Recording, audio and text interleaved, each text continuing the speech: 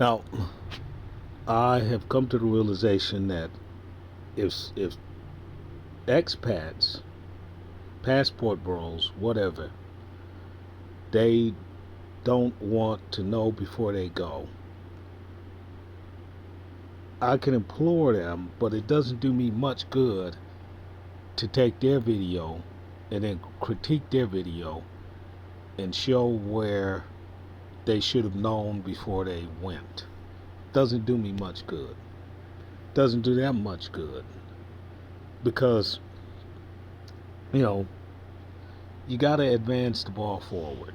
You got to move towards the goal line, or you got to kick the football. Pontapi a frente. No atrás, pontapi a frente. A la meta. You gotta take that technique. Now I gotta read all of this stuff anyway, and I gotta read Italian. And one of the particulars about Italian is that it does not have two definite articles like Spanish, Portuguese, and English. Now, the English definite article has disappeared and nobody uses it. So, people will say the cat, the house, and the apple, when it's really the cat, the house, and the apple. Because that H, even in English, is merely a Greek aspirant. And that vowel that follows H, O in this case, signals that you say the. And the and the are also Greek. They're the Greek definite article. And that's Greek ephonologia. Now, someone is going to tell you, oh, how can that be? English is English and Greek is Greek. But once again, for thousands of years, well, at least, let me not say, well, yeah, you can literally say for thousands of years, something that was similar to Greek or was like Greek, something that was similar to Greek or that was like Greek, it was used as a lingua franca in Europe. Now, up above, the person that's teaching me Cebuano, she just came in for the day. And what she's going to do is that now, after knowing her for 30 years, she's finally got enough confidence that every time she writes to me, the dialogue is in Cebuano. But it took her time to have confidence in me to know that I would stick to it. See, what money does, when you pay somebody on italki, you think that you're giving them money and that they're making money. Really, on italki and all of that, those people don't make that much money. They don't. It's not. It'd be easier just to go get a job, but they're doing it for the love of the language. But here's the thing: the money shows them that you're serious, and because you have paid them, you're gonna be serious. And you don't have to take 30 years to build a relationship so that the person sees that you're serious. Okay. And Cebuano is difficult, so I can't sight read Cebuano. I can sight read Tagalog and respond automatically, but in Cebuano, I can't sight read. And I'm getting better at it because Cebuano is really, really, really deeply Spanish. So that is some advantage. But here's the thing. I've got to read these books anyway. So why don't I just read some of it while I'm making videos, and then I don't have to worry about whether somebody wants to learn any of these languages or not, because the person who's going to benefit is I'm going to benefit. And what anyone who might watch this might observe is that as I read, I will get better. Now, what I'm going to read, and let me flip this. What I'm going to read is Ler mille y un noche, novelle arabe. Now, this is very important. I'm picking what I'm going to read. I'm picking what I'm going to read. And what you don't understand is that every time you go to the theater, you're going to watch a movie based upon this book. There's only certain books. Okay, every book that is ever written is only based upon a few books. The Bible, the Quran, this book, um, the Metamorphosis, uh, the Gallic Wars, uh, Dante's Inferno. And even though you think like Kevin, Stoker's Dracula, okay, Stoker's Dracula and those books, there's a series of books that are written in the 1800s, like Brian Stoker's Dracula, um, Robinson Crusoe, uh, Treasure Island. And what you think is that those books are adventure stories, but they're not. Those books, and those are specific books that I read. What happened was is that there's a doctor named Celsius from the Roman era, and then there's a doctor named Paracelsus who lived in Switzerland, and his Paracelsus means beyond Celsius.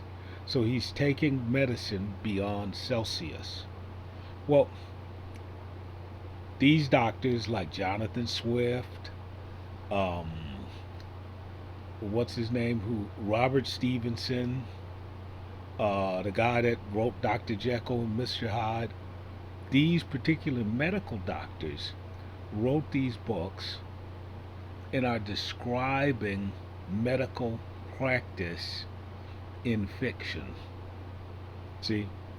So it's thoughtful. They're trying to teach medical nomenclature in fiction. I mean, just absolutely beautiful. That's why the books are so enduring. And so, but they're basically looking at the works of Celsius and Paracelsus, and like the works of William Harvey, and the works of the guy that the Oath. I can't say his name, but he lived right off the coast of Turkey, or right on the coast of Turkey, near Byblos, and I think it's the Hippocratic Oath. That guy.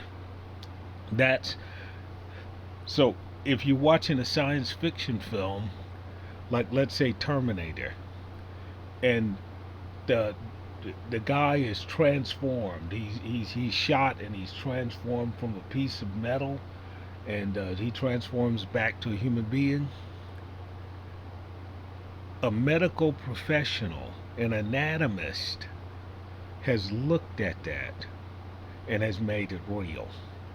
Not just some guy that's taking that's not just some guy that's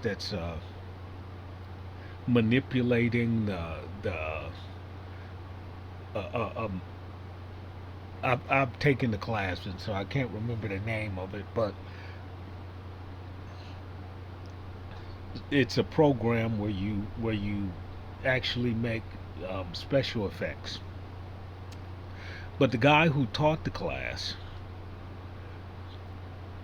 he taught other classes, and his main class and his main source of income was going to a medical school and teaching the students, the medical students who were taking anatomy, how to construct models,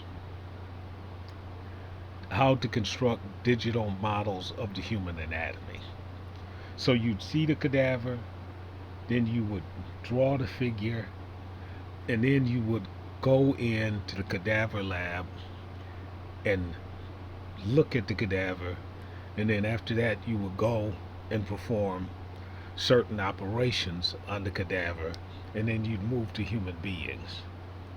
But you had to know, like in the case of Gray's Anatomy, you had to know how to draw the anatomy of a human being.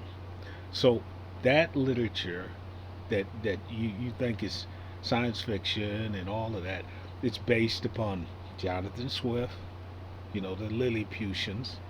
Um, it's based upon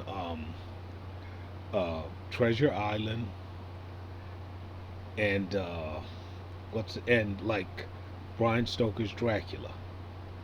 Okay, now mathematics. Okay, Gregor Cantor. Zeno's paradox. You find that in The Wizard of Oz, that was written by a mathematician, Frank Baum. He was a mathematician. And what he's talking about when he says follow the yellow brick road and there's no place like home, he's talking about traveling to infinity. And where there are many rooms in infinity, and infinity, as Cantor says, is countable, numerable, but still endless. That's what The Wizard of Oz is talking about. Okay, so this book is absolutely essential, and you want to read this book in various languages. And the reason why is because each language, due to the national moral code, is going to treat this book entirely differently. At least in these first few pages, especially. Okay, so let's go. Storia del Sultan, Delhi, India. See that Delhi, India? Now that's like Portuguese, but it's different. And the reason why is because that DE is DI and G. So that's where the Portuguese sound G, G, gente. It comes from Italian, because remember Italian immigration that comes into Brazil. In Portugal, the G is D, like in Spanish. Okay. And then this LE is the definite article. See, Delhi, India. So you change the DI to an E, and you've added an L, and then you've added the definite article. See, let me show you what I'm talking about. See that right there. Watch. Delhi. See how they're breaking it down? Preposizione, articolo, and hold up, I'm wrong. Femminile, plural, forma composta delle preposiciones de e. See? E del article, le. See? Por la regalo ortográfico, vede le. See, if you want to know what it's saying, look at le. Como arte partitivo de un certain quantidade G a cune. See? Now, because they have so many articles in Italian, it's unwieldy. But you have to expect that because of Latin. And remember, every Italian that goes to public school has to take Latin. Okay. Now, li cronici I semanche, and che re Persia. And that re is not thing in Latin. This re. That, let me see if I can get that re. See? Anche re. The old king re. Re is king. See? But that's tricky because re is also thing in Latin. So you know that. So now you know that re is thing in Latin. So the first thing that you want to do is look it up, and hopefully it's going to get you to the etymology. And it doesn't pop up in terms of dictionary, but let's say if you got it in Latin and see how it's saying that it's in English. And so this is why AI is superior to this old Google stuff, because AI would do a better job of identifying this. And then see how it's saying realmente, and that's not what it is. It's the king. So you take it in the Latin. Now, that right there was worth the price of admission. See that? Now, go back. I got the wrong thing. And I'm going to go to Italian. Bam. See that? Rex. Rex. Now, let's see if it got it in Portuguese.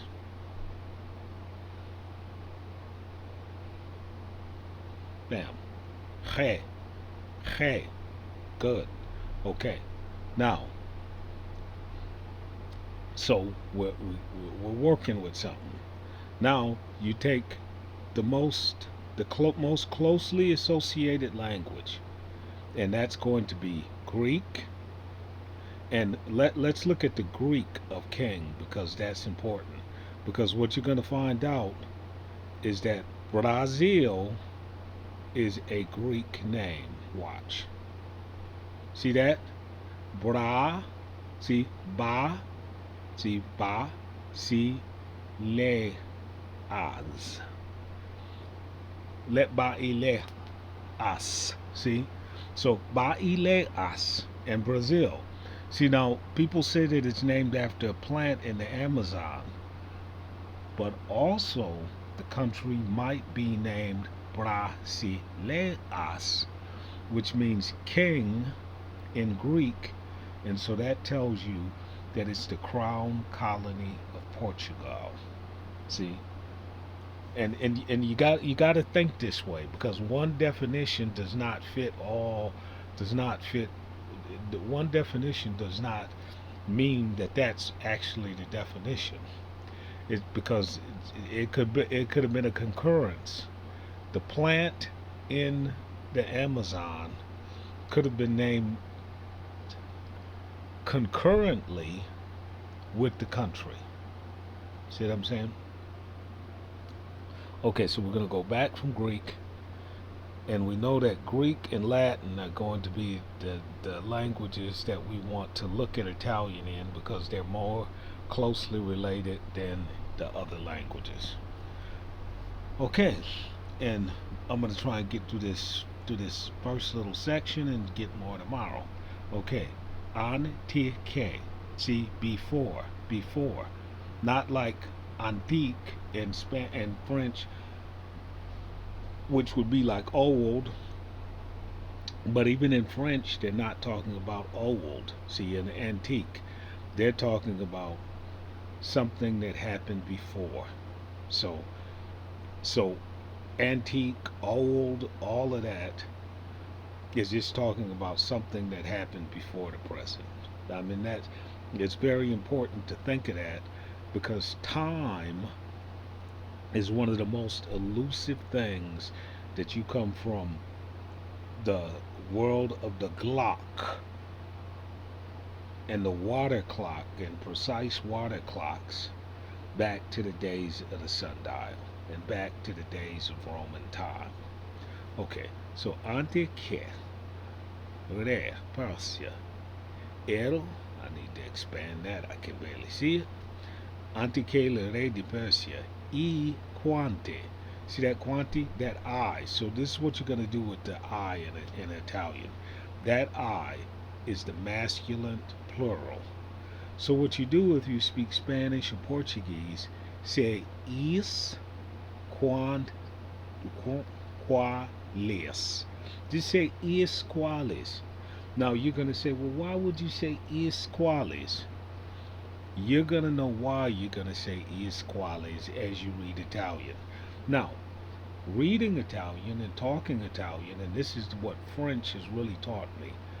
French has taught me you read as you read in a language that you have mastery of. Read in that language, in that intonation, and talk as the people talk. Then, whatever changes that occur in the new language, you'll get accustomed to them. See now, okay, so see that I, and look, and we're going to look at this because this is important. See, sostantivo, femminile or masculino. See, now I forgot that it was feminino, or I didn't know that it was feminino. I just thought it was masculino. Okay, non è lettera di alfabeto italiano che indica la vocale anterior si usa e la sue articolazioni come un semo vocale plateral. So you got to understand what he just said there. That means that you curled your tongue after you had pushed it up towards the plate in the back of your mouth. See? So when he says that like that, you got to do that while he's doing that. Quando si trove divane ad alla vocale I esclusivamente valore grafico nelle gruppe, see, gruppes, sia or dia or kia, okay? Just use all possible ways that it can be pronounced until you get into the habit, and until you hear someone say it, a living person. Si e, si a, si que, si o, si u, ji a, ji e, ji o, ji u, per indicare la pronunciation platal. Put your tongue up, back of your tongue up against your plate. Platale, dele. See that G, and where the D, where the E has been, where the I has been turned into an E, and now gele consonantes. See, use the Portuguese, French, Spanish plural, or the Portuguese and Spanish plural. Que e que. See, those are you're gonna use the Latin. I mean, you're gonna use the Greek for those two letters, because you know that one is one dialect of Greek and the other is another dialect of Greek. And so how those two letters come out of Greece into Italia via Latin is what the issue is. So that's a ka and a ga, which are the exact same sound. Okay. So you're going to say if they're the same sound and they're made the same way, why are they individual letters? Because they were the same sound and they were noted as different letters in different dialects in Greece 3 or 4 or 5 or 6 or 7 or 10,000 years ago. Historical happenstance is what occurred. And then once you had a tremendous amount of literature from both areas, the literatures were blended, so both letters survived. That's what occurred. Well, that doesn't make any sense. Well, I'm not here to determine what makes sense when it comes to language, because one thing about language is it doesn't make sense. Okay. Per se.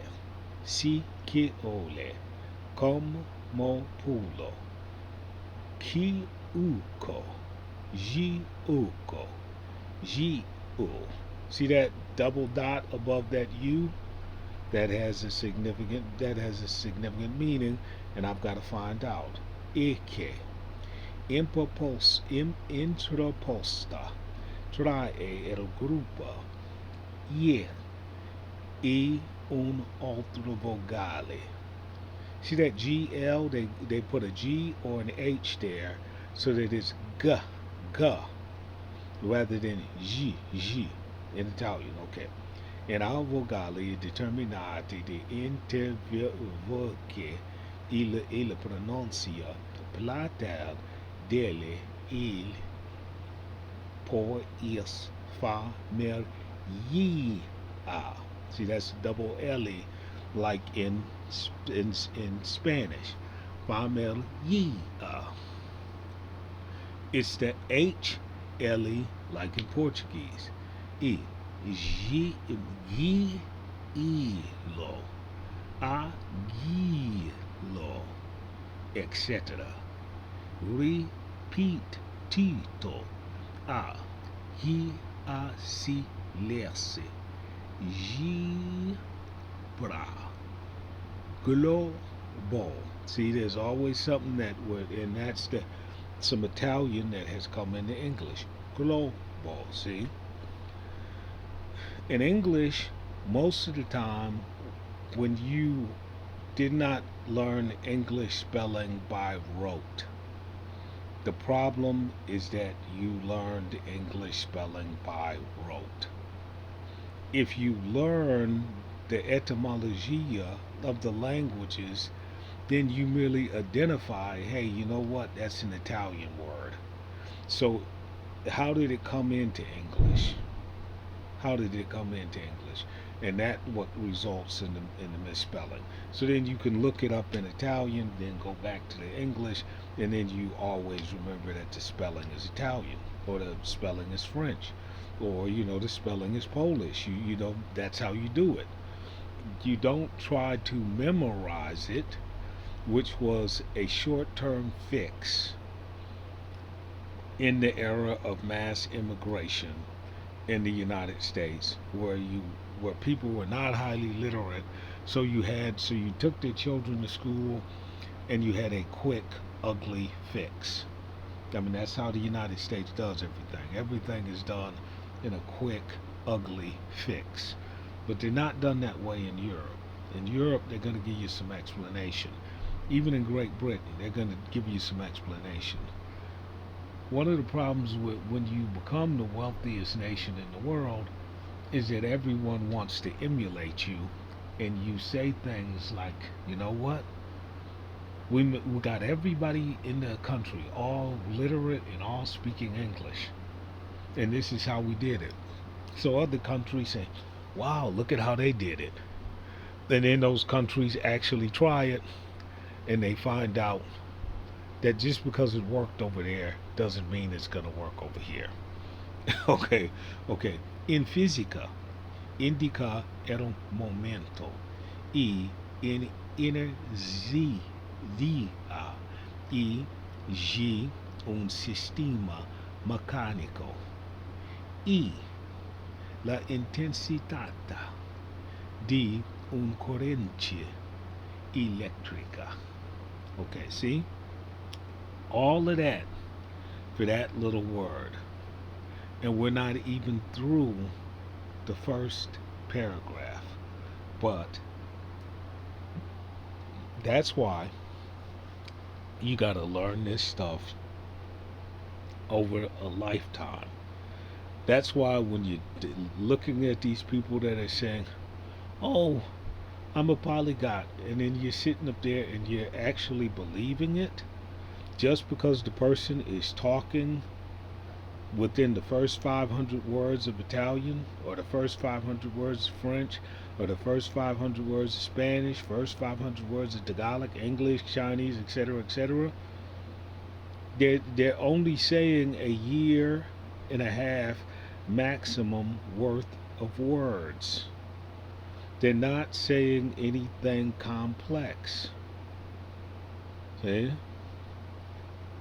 That's why you don't see them. Now, the people that are doing Latin, ancient Greek, those guys, you see them reading lengthy text because they don't have a choice. Ancient Greek, Latin, you got to read the text. And the reason why is because who are you going to talk to? Except for the dead. So you can't fake it. That's why those of us who study Latin and ancient Greek, we have an entirely different mindset. We're directly connected with the text. And the only argument that you can make is, oh, your pronunciation is poor. Well, I don't have to worry about my pronunciation because I can flip this over and I can have Google pronounce it for me and they do a good job. But that will not lead me into the habit of pronouncing it, will it? So, if you want it pronounced really well, flip this over and let me show you how to do it. I mean, and I know that this is taking time, but this is worth the time. You de-expand the page. You hit the page like this. You hit text fluent. It turns it into text fluent. You go back to the page that you want. You hit the radio button, and then you are going to see Lector Audio, which my system is in French. You hit it in French. Primo ministro, il quale partì con un seguito conveniente alla sua dignità e con la maggiore speditezza possibile. Giunto il visir alle vicinanze di Samarcanda, Skyzenan, fatto consapevole della sua venuta, gli andò incontro co principali signori della sua corte, i quali, per maggiormente onorare il ministro del sultano, si erano tutti vestiti con magnificenza. Il re di Tartaria lo accolse con grandi dimostrazioni di allegrezza, e gli dimandò subito. Now, let's stop here because there's a point that has to be made. For some reason, when Google reads a book, it doesn't follow line by line when it turns the page. So, it'll jump to a paragraph that is not in vision, that you cannot see, and then you can hear the text, but you can't read the text. Okay. I don't know why they haven't fixed that, but it's okay because what it does is that it forces you to imagine what the text is and enhances your ability to listen. Okay, so we're gonna go back. Now watch. See that? Les pages original. Origin. You pop that button back, and now you're back to the start. And see, so there's advantages to doing that, and there's disadvantages to doing that also. The advantage is that like this, you've got to do it all yourself. The advantage to the reading is that you have some help, so you don't have to have, like in the old days, I would have to find an Italian and have them read this book to me to get the pronunciation right. I would literally have to sit there, like I paid somebody in French and she sat there and read Gemina to me. I sat with a person that I worked with when we were translating. We had to translate for the people for about, I think we were together about 4 years. Very sweet lady. And over that 4 years, every time we had a break, she had to read Don Quixote de la Mancha for me. Now, it's not that I hadn't read Don Quixote de la Mancha myself, but what I couldn't do was, let's say that there was an extremely beautiful passage in the book. I couldn't feel it. It was emotionally, I was emotionally blind to it. But when I watched her read it, I was like curious. I'm like, what is it in this passage that evokes emotion. It's like in Tagalog when you read Job 2:10, where he's talking about this great God that gives us so much good, can he not also give us bad? And then you go to Job 2:10-11, and where it's going to say, and in this, Job said nothing that was wrong. Oh, no, no. Job 2:9 comes first. In Job 2:9, oh, and Job 2:8, Job's wife says, why don't you just go ahead on and curse God and die? In Job 2:9, see, these are my favorite passages. So, and I'm getting to a point here. These are my favorite passages because of the philosophical beauty of it. There never was a guy named Job. Never. And the whole thing is the question that the scholars are asking in the region, that if we have made all of our sacrifices, we have been observant, we have been obedient, why do the gods still vex us? See, that's the question that Job is dealing with, and the question that we deal with today. And you see people say, well, if there's a God, why is there evil? And that's called the problem of evil. So in Job 9,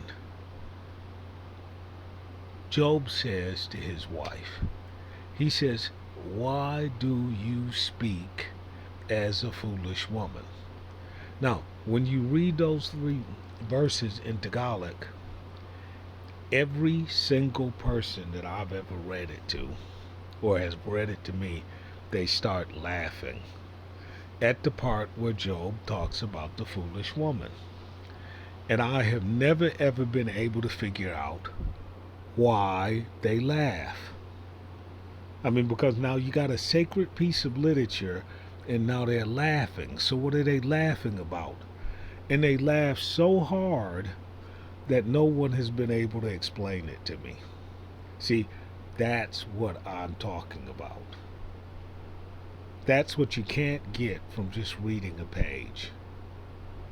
And you cannot really get that from like Chat GPT or from an AI.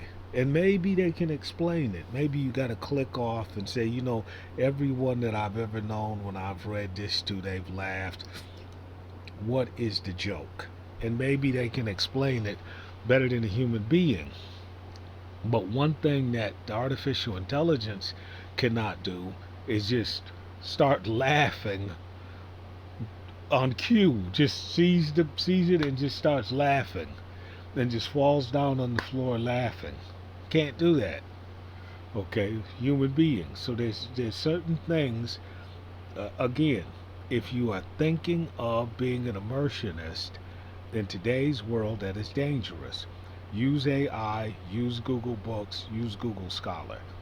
You know, and then once you know it, then go and pick up the things that are not textual. Okay. Now we're going to go on with this. But all of this stuff is important before we get into, deep into Italian. And it's going to take me some time to develop the skills to do it anyway. And il quale avevano esteso il loro imperio nelle Indie, nele, grande.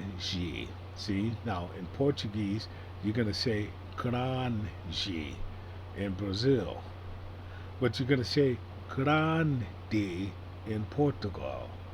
And the reason why is because of Italian immigration into Brazil. It's a complex treaty from the 1800s. Brazil no longer had labor because around 1780, around 1878, Brazil ended slavery. When they ended slavery, no one that was a slave wanted to go back into the fields to work. The agricultural sector was absolutely in decline. They approached the Italians for racial reasons. Okay, for racial reasons. So that they could get as much European blood as possible. Good in theory, but it didn't work out in practice. Great theory, didn't work out in practice. Because they didn't also pass in a little American style, um, Ms. Ms. Uh, mixing of the genes. They didn't. They brought in all of the Italians, but they didn't pass laws that said Italians can't, you know, have sex with black people, you know, like they did in the United States. And they kind of forgot that in the south of Italy, like in Sicily, that the people are basically North African. so, so they kind of forgot that these people were already dealing with the Sudanese already in a sexual way anyway, and they were accustomed to it, and it didn't upset them. Now, in the same way, the Italians went into New Orleans way back in the 1800s, and the Italians had absolutely no problem. They were marrying black women, having children with black women. I mean, and the black guys were marrying Italian women, and nobody had a problem. Nobody had a problem. And so the English and the other Europeans just considered, well, the Italians are black.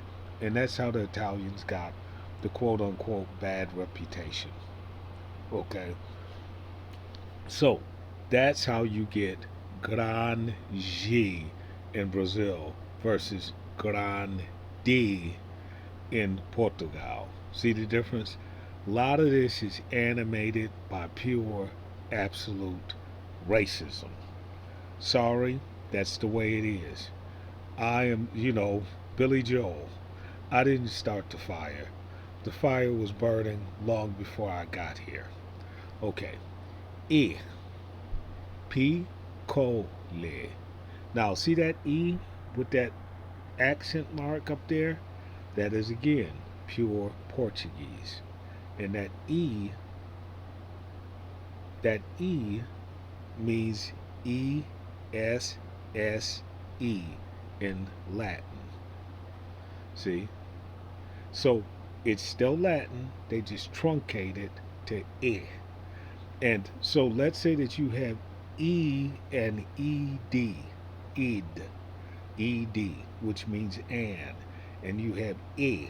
Well, how do you distinguish between them? And in Portuguese, you have E. So how do you distinguish between them? That little accent up there tells you that you can turn that E, which is the ESSE in Latin, you can turn it into an sound. So if you have and that's coming after it or preceding it, you can go e. See? E. Mulheres. See? Clever little device. Now you're gonna say, "Wow, so you can change it anytime you feel like it." Yeah, I didn't start the fire. The fire was burning before I got here. Okay. E pico e peak cola. What is that? It's smudged out. Asole will say that's asole dependente. X. E muito longe. Okay, now in French Spanish, English, Latin, that's the same word. Long, length. But remember about longe. It is not a length like you're thinking in English. It is a confirmed measurement. So, muito longe. That means a certain measurement. Muito longe. De lá. De lá. Gange. Rio. Fino. That is bordered. A la China. See? He or re fi ris cano. That cano at the end means a plural. That means either I did it or they did it. Another redundancy in Italian. Ri fine ris cano. Che vi fu un re di questa potente casa, i quale es i bebe come il più eccellente principe del suo tempo. Now, this word, see, this takes a long time.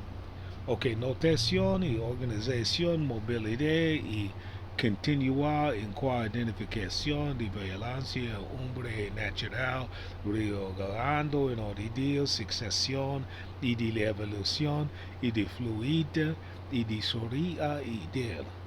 Y que pasa y por andar en el tiempo y variar en de pensar y olivión.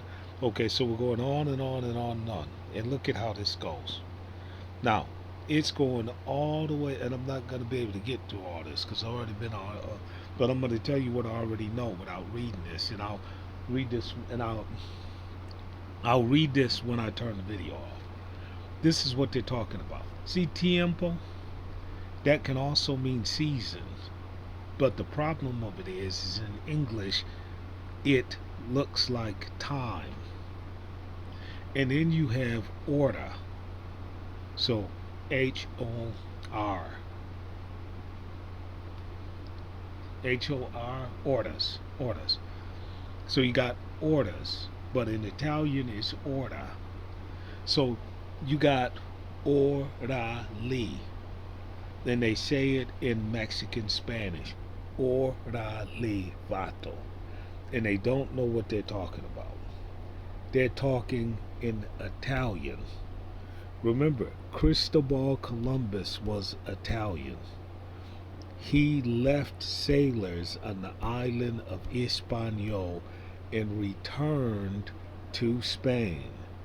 And those sailors were talking to Indians, and that engendered the Spanish language. But Cristobal Colon was an Italian, and he wrote in Portuguese, English, Spanish, Italian, and probably Greek also. So, orale is Italian. But if you ask a Mexican, hey, what does orderly mean? He's going to say, right now. But he's not going to be able to tell you that it comes from Italian. That's why you got to study all of this stuff, so that when someone says something to you in Italian that was said by Columbus 600 years ago, you know where it comes from and you know what was said. And it's not mystifying to you, and you don't jump on the internet talking about, oh, those Mexicans, they don't know how to talk. They're ignorant. There's a guy on the internet. His name is Juan, and he's a professor, and I always talk about him. He's a professor that's from Spain that lives in Britain. And under the days when Britain was part of the European Union, many people from Spain, professionals, went to Great Britain, and many retirees from Great Britain went to Spain to take to take advantage of lower costs and more sunshine. Free flow and exchange of people, which I'm totally for. You know, from Polo del Norte to Terra del Fuego. Okay, so I send Juan a little note and I say, hey, you might want to collaborate with this particular woman from Mexico because she has a lot of understanding of how Spanish goes in Mexico. And so Juan wrote back in the comment section and he said, do you really think that I should involve myself with that Mexican? And so now you look at Juan's channel, and he's great at Castilian. He's great. And he's great at English. His English and his Castilian are great. But if you said to him, yo tengo ganas a verte, mi amor, he could not tell you, except for in the habitual sense, what ganas means. He couldn't tell you that ganas is Celtic in German. He couldn't. He couldn't. Because it'd be unimportant to him. And he just merely say, well, okay, you know the meaning, so why is all of that important? Well, it turns out that it's extremely important. Because one talks about sexual passion and desire, and the other one talks about yo gano $1,000 in la loteria in Madrid. So just because you say mi ganas or yo tengo ganas, and you put it in the reflective, or you say yo tengo ganas, then just because you put it like that, turning it into a substantivo, yo tengo ganas, rather than a verb, most people are not going to be able to speak off the top of their head and say, okay, you just turned it into a substantivo, then you turned it into a verb, okay, and then you turned it into a reflective. They're not going to be able to say that off the top in their mind. And it's German. They're not going to be able to say that. They are not going to be able to do that. Boom, boom, beep, beep, boom, boom, boom. Not off the top of their mind. They can't. Some can, but it's going to be rare, like 1 in 1,000 people. So are you going to wait until you talk to that 1 in 1,000 person when you can just plain and simply use AI and discover it for yourself? Because Juan is not going to collaborate with that woman from Mexico. And she's totally unaware of Juan.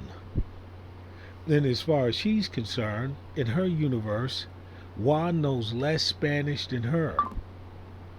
Because she is speaking more Spanish than a Castilian. But that Spanish that she's speaking, is indigenous Spanish. Like, yo voy en este canoe.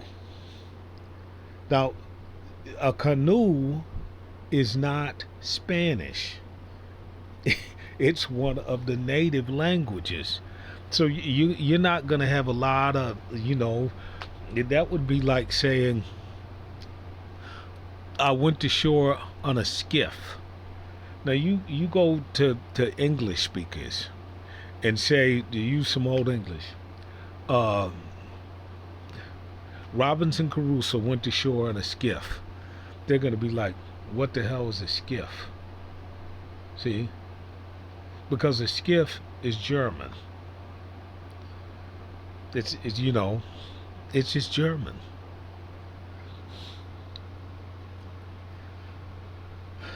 Okay. So we haven't gotten very far, but we're gonna keep cracking at this because that e muito longe, where you can see exactamente que está português. E lá del gange. Fino. See how they're using the end for the border? Filo alla China. The Ganges were the border between this place, between his kingdom and China. Okay. Rinfrescono che vi fu un di questa potente casa. See, so now, this is important. See that potente casa? They're not talking about a house. Now, you're going to say, well, what do you mean? Casa is Celtic. It predates Italian, and it even predates Latin. Well, what's it got to do with it, you said? Okay, let's get this in Latin, and then you're going to see exactly what I'm saying. See that? Now, I knew that this was going to be Potentes Domas before I even clicked this button. So, if this language comes from Latin, and if Spanish comes from Latin, and if Portuguese comes from Latin, and if French comes from Latin, why are they saying Potentes Domas in Latin, but they're not going to say that in French? Now, watch. I'm going to tell you that what they're going to say this in French is they're going to say Potentes Mansion. It'll be something like that. Watch. See? Mansions pusantes. Okay. So why don't they say domas? Let's go to Portuguese. No, let's go to Greek. See this? Iso k uro S P T. No idea. Don't know. Not helpful because I don't know. It's probably correct, but I don't know. I can't know everything, but they can't. But just because I don't know that particular thing in Greek doesn't mean that I shouldn't look it up. See, that's where you make the mistake. Now, what I do know is that I must look this up in German. Now, you're going to say, why in the hell must you look it up in German? You've already been at this for an hour. You're about to see. Watch. Bang. See that? Magitiges ausa.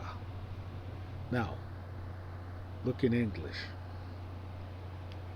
Great house. Powerful house. Now, we're going to go over here to Portuguese. And they're going to go again. Potente casa. Casa potente. Watch. Okay. Casa poderosa. Which you can say casa potente. Casa and house are the exact same words. They're Germanic, they're Celtic. So, house, casa, same words. Someone who speaks Portuguese, someone who speaks French, but now French is saying mansion. So that's a little bit different. So let's exclude the French for just a minute. So the Italian, the Spaniard, the Portuguesano, they're not going to be understanding that they're actually speaking Celtic Germanically when they say casa. But you should understand that. Now we're going to flip this back to Latin. And we could go into Romanian, but nope. Okay. Potentes domas. Okay. And we come back. Potentes casa. Il quale es ebe come il più e le siente principe. Now, più, that means much. Watch. See, comparativo di molto. See, it's the same thing, di molto. Okay, so you're going to say più grande. And see how they're talking about that? Più brevemente. Okay, so why are the Italians and the French using più? Well, it's the same thing in English is plus in it because it comes straight from the Latin. Watch the Latin. See? Plus. See? Plus. So when I first encountered Italian, I'm like, man, you know what? That plu is so ugly. I mean, why did they say that? Well, because it is a very, very, very strong word. Okay. Now, so plu excelente principe del su tiempo. He was a great prince during his time. Now, see that elge? That's they. Si facave amare de su diente e por su sapienza e prudencia. He was regaled because he was wise and prudent. Okay, I'm gonna have to go do something else, but once again, you gotta know before you go. And you're gonna say to yourself, well, this guy who's reading this, he's really bad at Italian. Okay, granted. But you're gonna be better off to be bad at Italian, bad at Greek, bad at perform badly with Latin, perform badly with Hebrew. You're gonna be better off to perform badly, Syriac, badly with that, cuneiform, badly with that, ancient Egyptian. You're gonna be better off being, bad at that. That's okay, because what you're gonna find out more and more and more is that all languages are blended. And so when you try and avoid a language that's in close proximity with another language, where the two languages share a common border, you try and avoid it just simply because, oh, I'm bad at it, or he's bad at it, or she's bad at it. You're playing the critic. Then what's going to happen is that some Mexican is going to say to you, oh, que onda, orale. And you're going to have no idea what they're talking about. And then when you ask them, hey, amigo, ¿qué significa orale y qué onda? ¿Y por qué tú vas a decir aguas y no decir cuidado? See? Now, what you're going to do is you're going to do like the rest of these loros y payasos in YouTube, and you're going to say, well, that's because they're speaking slang. They're not speaking slang. And I'm going to leave it there. Most of the time, when you say that someone is speaking slang, that they're speaking what is that word? Not a pachuco, I forgot the word in Spanish. But most of the time, when you saying that the other person is speaking slang, they're not speaking slang at all. It's just they're speaking in another language. Every time you hear someone in Spanish using what you would call profane language, all the time they're speaking in an indigenous language, they're using an indigenous word, they're using Latin, they're using French. All of the time.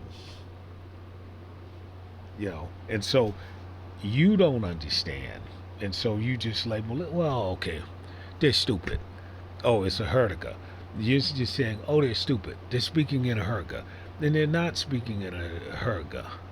If they're speaking orale vato, that's Italian. It is what it is. So, if you don't know, don't go. And don't decide to do this and then all of a sudden, and I know people that speak Spanish, that learn Spanish, and you know what they say to themselves is that I'm not going to go into it as deep as you are because uh, what I'm doing is good enough.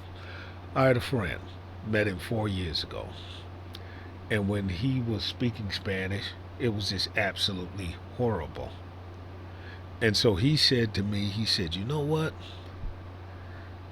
And I didn't. He didn't think that I knew any Spanish, and I just listened to him, and I was patient, and this and that and the other. I was just patient.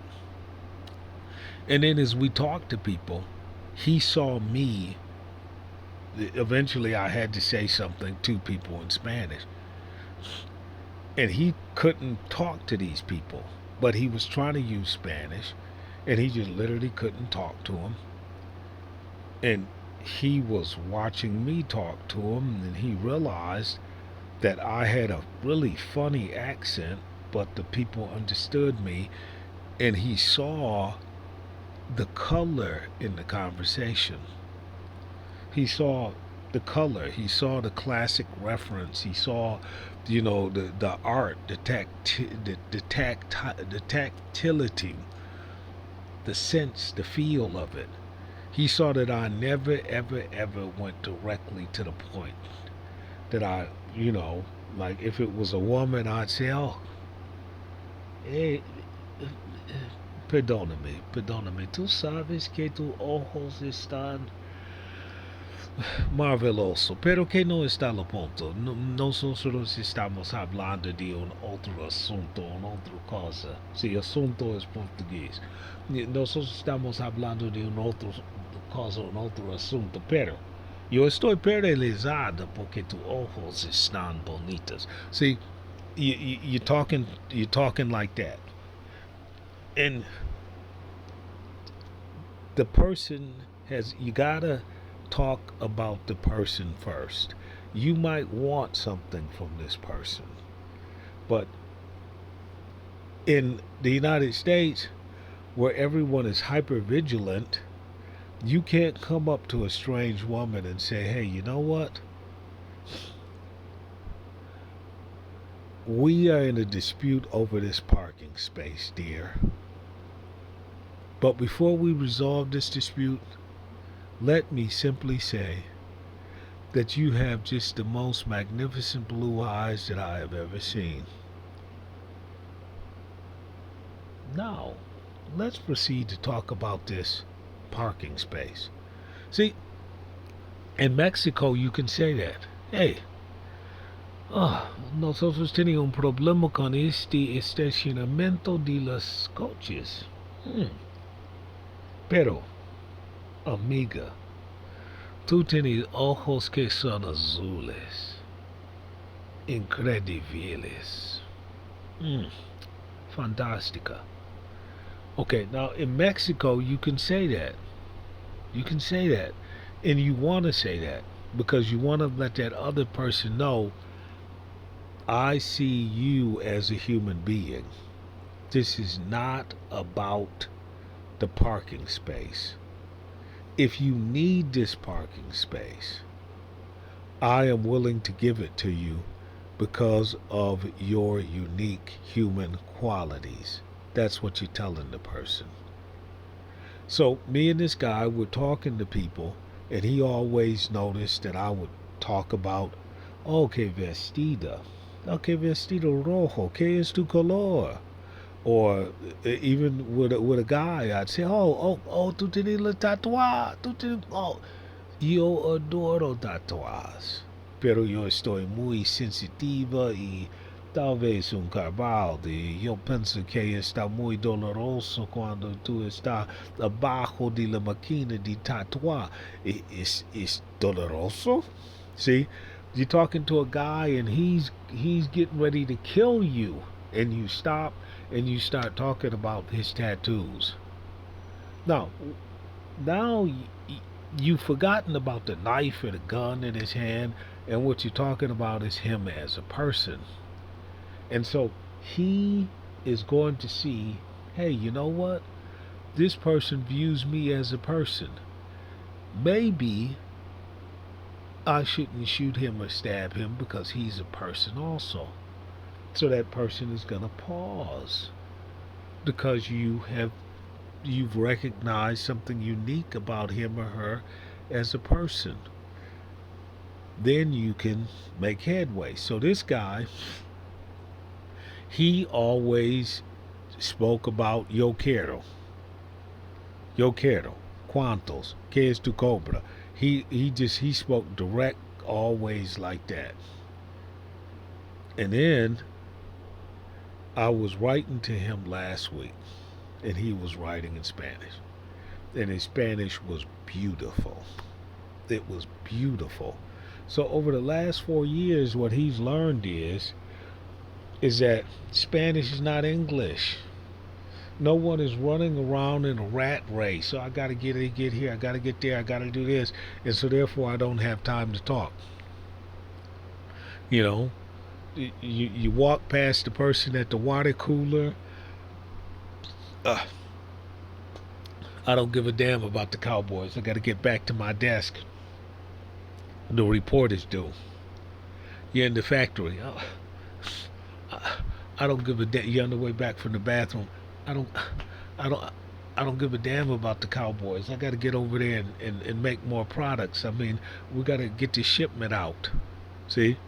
So, in English, especially in the United States, everything is stripped of its humanity. And the only thing that matters is the production. Okay, so you can say that you're just going to go from point A to point B in these languages, and that's all of the Spanish that you need. You don't need any ordination. You don't need to study Italian. You don't need ancient Greek. You don't need this. Then you're going to talk about all that you need, and then once you get into the culture, you're going to find out that, hey, these people are very, very, very sophisticated. They're very, very cosmopolitan. Mexico is the crossroads of the world. And then all of a sudden, like in the Philippines is the crossroads of the world. And then all of a sudden, you're going to figure, man, I'm in over my head. I just said something to this guy in Spanish, and now he's completely offended, and he wants to wring my neck, and I don't know what I said to him. See? You didn't acknowledge his person. You were in conflict with him, but you didn't acknowledge his person.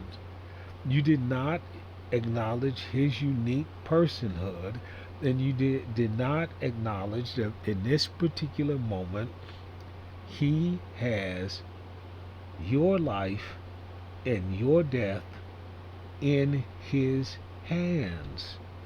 You haven't acknowledged that. You are still being obstinate. And now he's saying to himself, my God, this person es muy terco, él está muy terco. Yo no quiero matarle, pero yo necesito matarle porque él es terco. And I've heard Mexicans say that.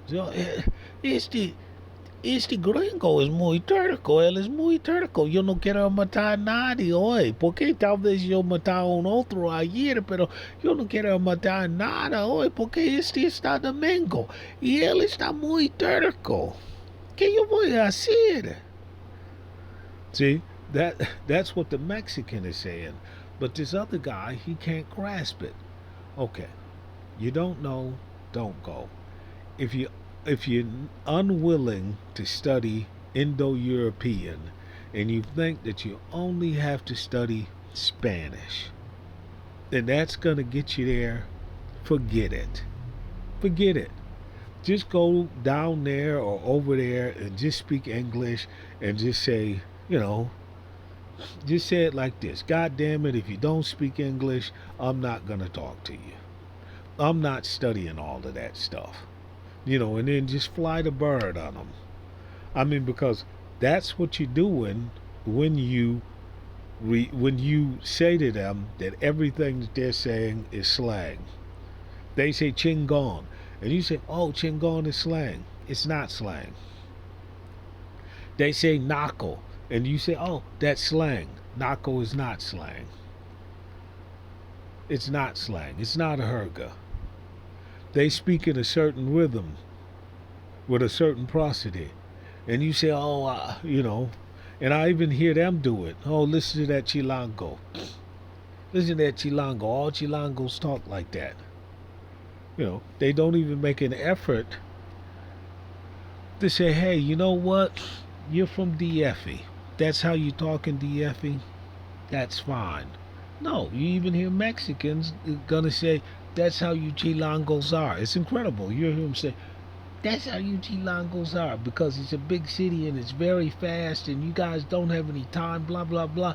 And then pretty soon the two guys are in a fight because one's been called a stupid chilango and the other one has been called a Hindio.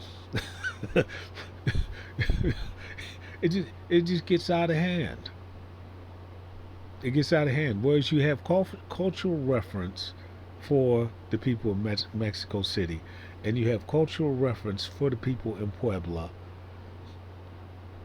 then the people in Puebla are doing everything right for Puebla, and the people in Mexico City are doing everything right for Mexico City. And it's not a question of respect.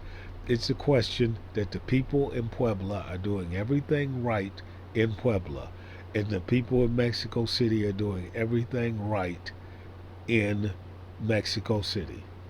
It's like you ice skate and play hockey in Bemidji. You're on the beach in Miami. The environment dictates the language. The language doesn't dictate the environment. Know before you go.